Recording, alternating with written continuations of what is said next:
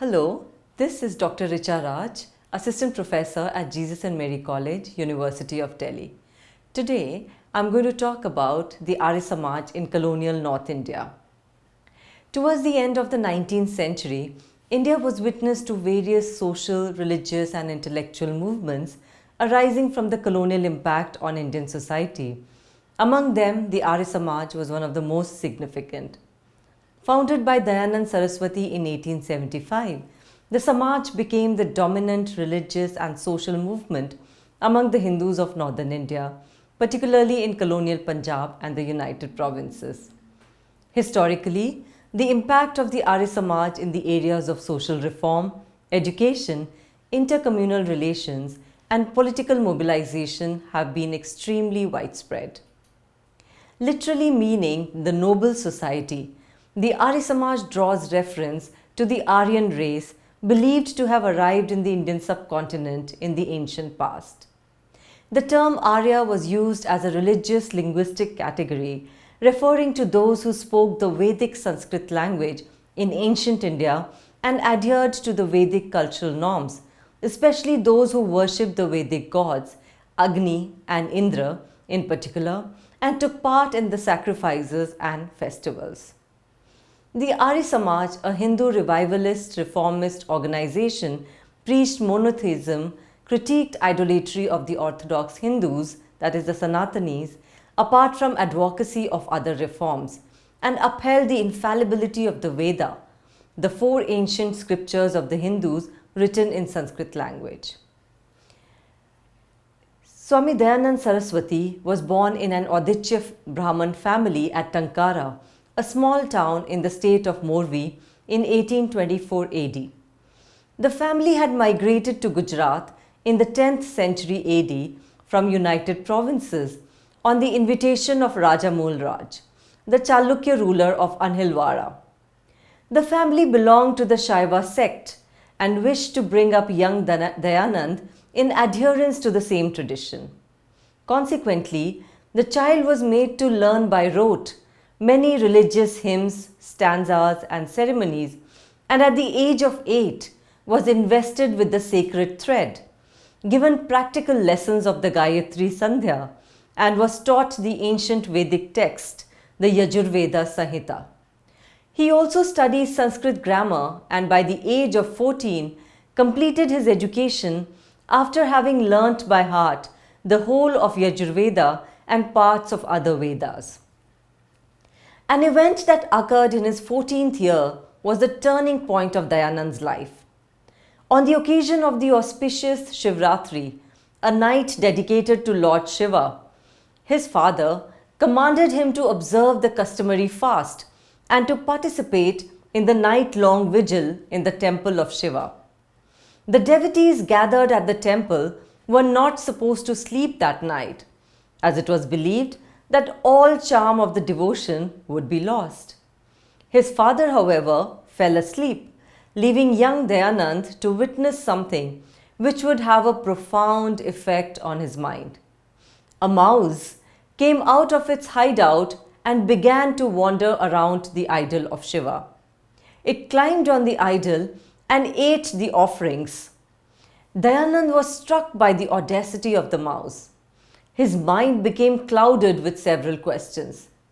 Is it possible that he, the idol of Shiva, was the same Mahadeva, the semblance of man, the idol of a personal god, who, according to religious accounts, walks about, eats, sleeps, and drinks, and who holds a trident in his hand, beats his damru or the drum, and pronounces curses upon men?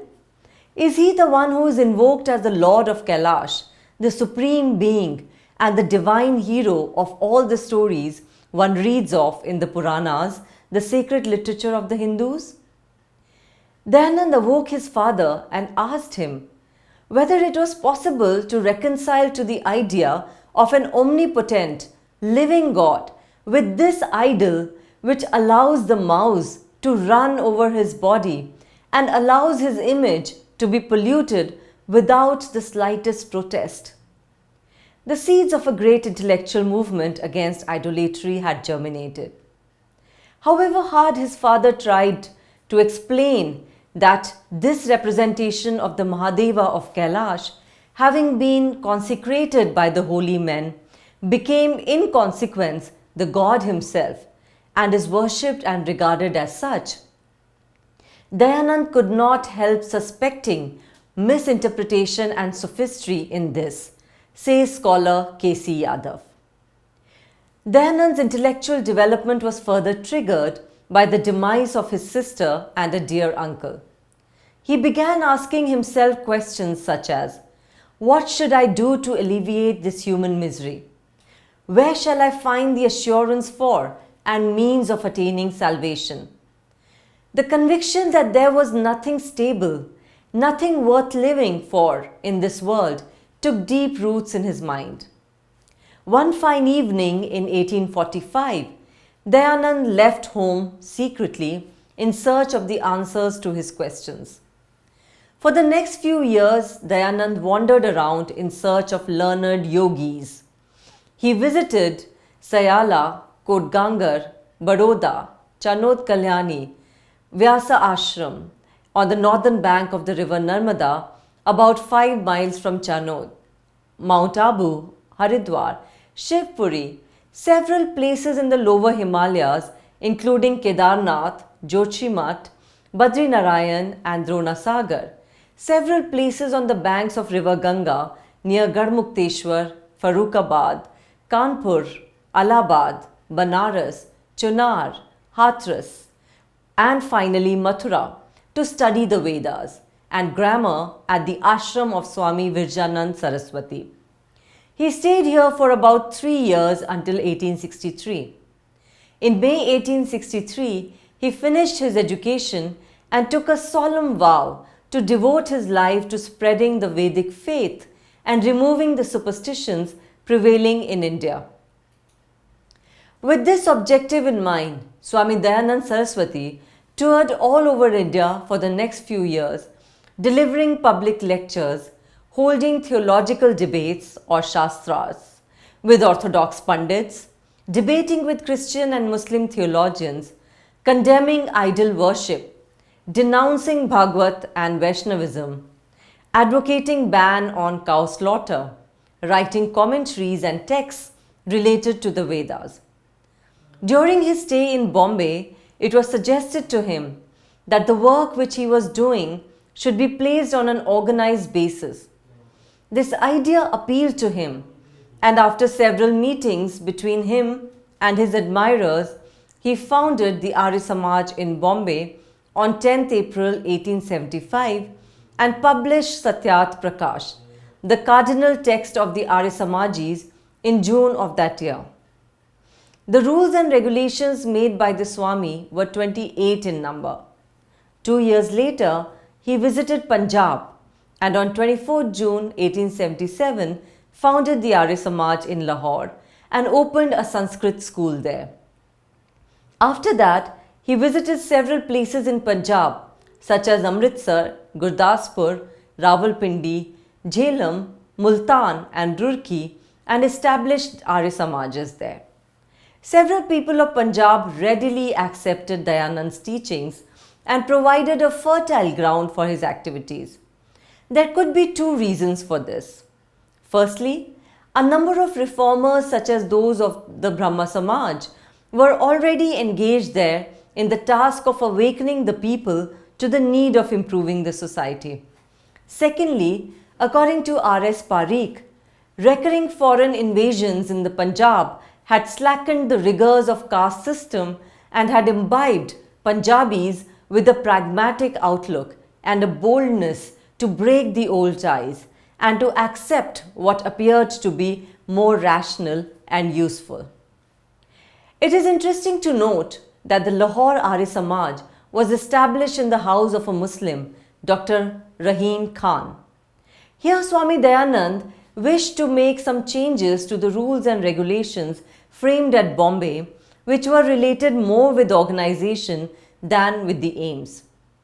Also, at Bombay, he had failed to lay sufficient stress on the principle of faith in God, as according to him, non-belief in God was the root of many evils. This led to the formulation of 10 principles which are known as the 10 principles of the Arya Samaj. They were as follows. 1. God is the primary source of all true knowledge and of all that is known by its means. 2. God is existent, conscious, formless, almighty, merciful, unchangeable, all-pervading, omniscient, and controller of all from within, fearless, imperishable, and creator of the universe. To him alone is worship due. Third, the Vedas are the scriptures of all true knowledge. It is the paramount duty of all Aryas to read them, to teach to others, and to hear them read, to recite them to others. Fourth, all persons should be ready to accept truth and to renounce untruth. Fifth, all acts ought to be performed in conformity to dharma, that is, after due consideration of right and wrong. Sixth, the prime object of Arya Samaj is to do good to the world, that is, to ameliorate physical, spiritual, and social condition of all men. All ought to be treated with love, justice, righteousness, and due regard to their merits. That was the 7th point. 8th, ignorance ought to be dispelled and knowledge disseminated. 9th, no one should remain contented with his own well-being, but on the contrary, he should regard his well-being lying in the well-being of others. And 10th, in matters affecting well-being of the society, the individual should subordinate his personal likings in matters affecting him alone. He is to enjoy the freedom of action. Swami Dayanand's conception of his church was that of a democratic body, as R.K. Pruthi notes. He did not recognize the intervention of any intermediary between God and his worshippers. Every man or woman who was an Arya Sabhasad or member of the Arya Samaj was given the right to vote. While principles were formulated by Dayanand himself, the Upaniyams or the bylaws were the result of the collaboration of all Sabhasads, of whom Dayanand considered himself one. The placing of the founder of a movement on the same footing as its ordinary members points towards the sense of equality that all Arya Samajis enjoy. It also points towards the egalitarian characteristic of Swami Dayanand himself. During the founding of the Lahore Arya Samaj, P. Sharda Prasad Bhattacharya proposed on behalf of that Samaj that Swami Dayanand might accept to become patron or leader of the Samaj. The latter, however, declined, saying that it smelt of Gurudom and that his object was to destroy Gurudom and not to become a Guru himself, as noted by one of his followers, Pandit Lekram. Later it was proposed that he might become Param Sahayak or the chief supporter, but this too he rejected, saying God alone was the chief supporter of all. He thus wished to dispel inequality based on learning, position, caste, religion, wealth, and so on. On 1st November 1877, he established the Arya Samaj at Delhi. He travelled in most parts of Upper India, spreading his message of the infallibility of the Vedas and establishing and organizing the various Arya Samajas. In 1883, he was invited by the Maharaja of Udaipur, Sajjan Singh, who was anxious to be his disciple and to study with him. The Swami went there but took strong exception to the Maharaja's living with a concubine, who in turn regarded him with violent dislike. It is said that she contrived to have a subtle poison mixed in his food, thereby causing mortal illness, as mentioned by Lala Lajpat Rai in his book on the Arya Samaj.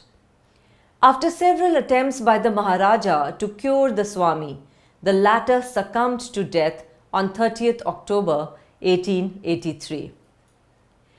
Though the Arya Samaj was created in Bombay, it was more successfully received in colonial Punjab and United Provinces.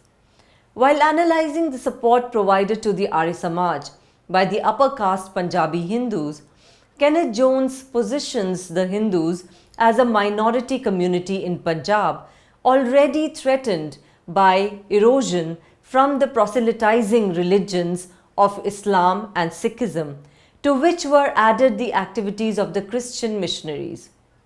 According to Jones, the Punjabi Hindus were a truncated community, lacking an effective Brahmin and Rajput caste categories and comprising mostly commercial and agricultural castes, along with vulnerable, depressed classes.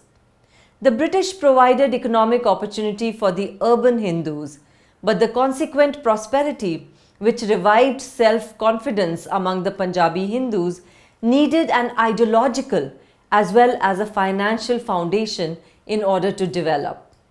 So the Punjabis toyed with the synthesizing Brahmo Samaj of Bengal for some time. Then they found a leader more to their taste in the Gujarati Brahmin, Swami Dayanand Saraswati, who was himself looking for a Hindu community ready to consider large changes in its outlook and style. The Punjab thus embraced the ideologies of the Arya Samaj leader, at first sporadically only, but from 1900 more wholeheartedly. The great obstacle within the community was tradition-bound conservatism, linked with fear of outside bodies.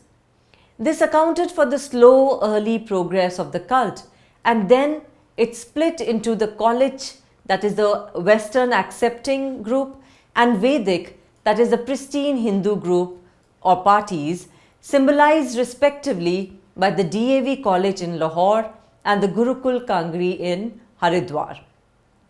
Kenneth Jones delineates how the interaction between British colonial culture as an extension of European civilization and the existent Punjabi society created a Hindu consciousness and a sense of identity among the Punjabi elite.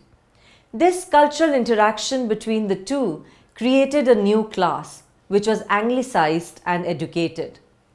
The British Empire created new opportunities for this class in the form of wealth, power and prestige.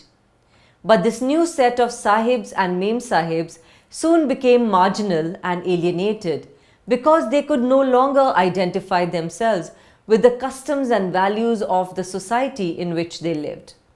This search for self marked the beginnings of a process of cultural adjustment.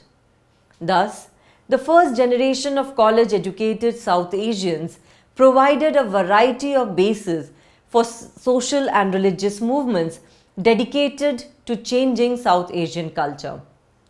Using this approach, Jones's study unravels the process of the creation of a politicized Hindu consciousness, starting from the 1860s right till the years prior to World War I, and thus focuses on the process of identity reformulation and acculturation among Punjabi Hindus.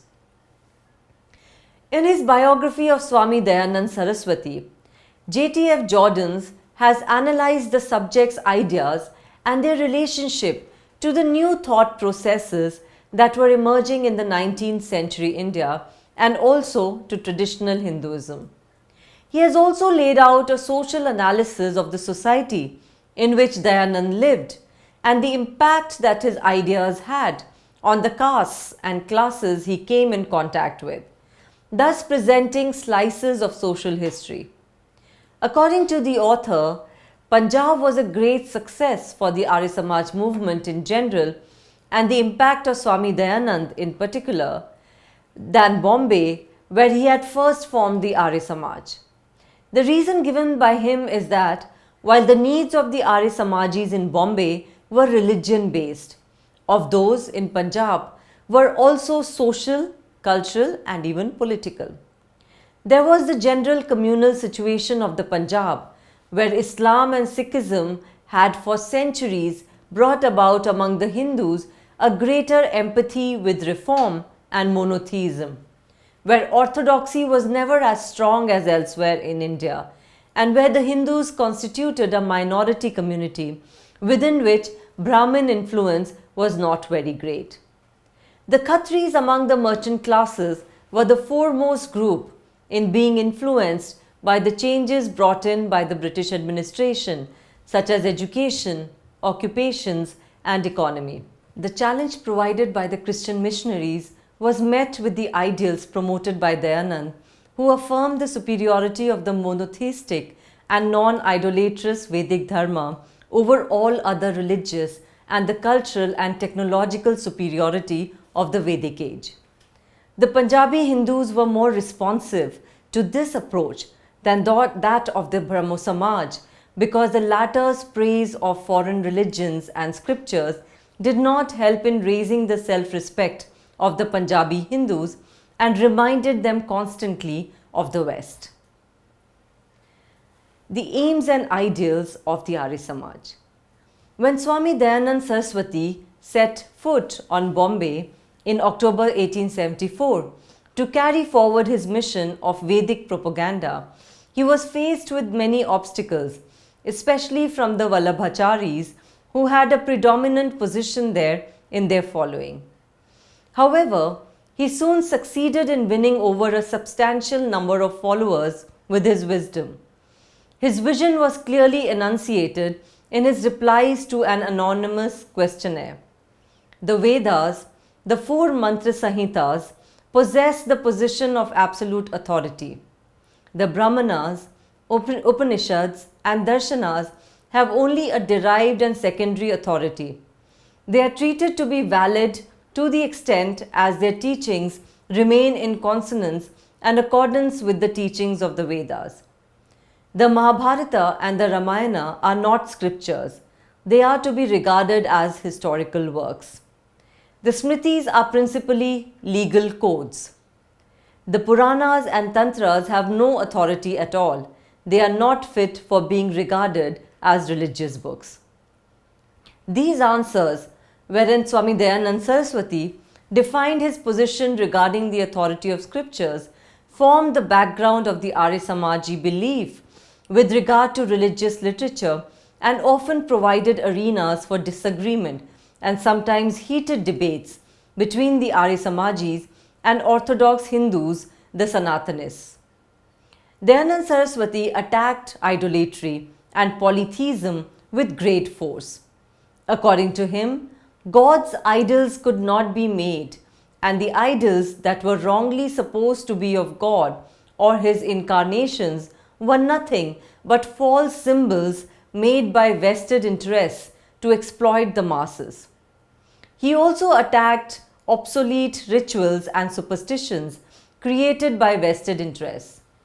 He said there were no tirthas or sacred places of pilgrimage, as the orthodox priests or the pandits, whom he contemptuously called popes, made people believe, saying, the study and teaching of Vedas, freedom from malice and hypocrisy, truthfulness in word, deed and thought, acquisition of knowledge, both material and spiritual, and the performance of such other good works are all places of pilgrimage or tirthas, as they help one to cross the ocean of misery and sorrow.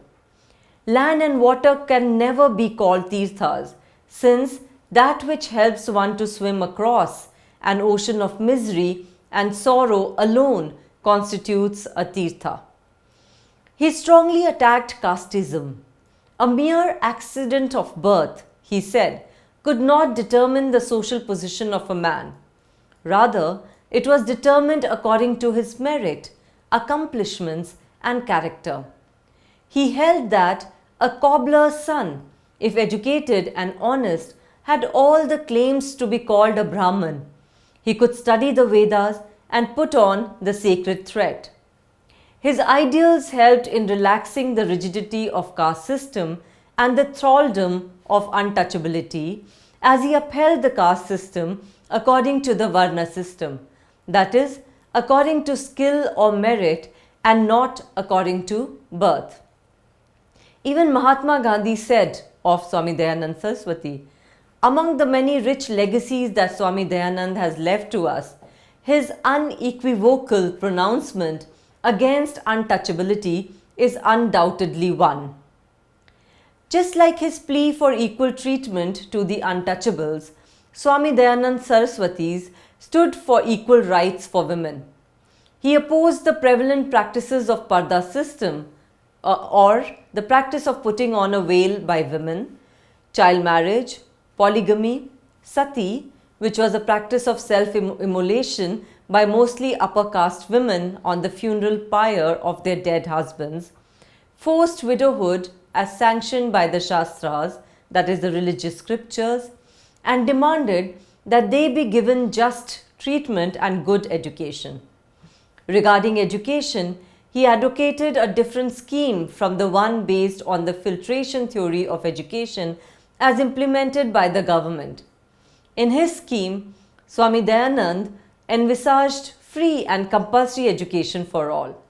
He wrote in the Satyat Prakash, the state should make it compulsory on all to send their children of both sexes to school at the said period, in the 5th or 8th year, and keep them there for the said period, minimum 16 year for girls and 25th for boys, till they are thoroughly well educated. It should be made a penal offence to break this law. While he laid emphasis on pursuing science and technology, he wished to popularize Sanskrit and Hindi. In the backdrop of the British colonial rule, his ultimate objective was to arouse national consciousness among Indians, for which he advocated going back to the Vedas, as he believed that no nation could build its edifice on a foreign foundation. And I believe, he remarked, this ancient land of the Aryas will go on suffering in the present manner so long as its people do not give up superstitions and backward notions, inaction and laziness, and have indifference to science and technology, and the Swadeshi, which is of one's own nation, and Swaraj, which is self-rule.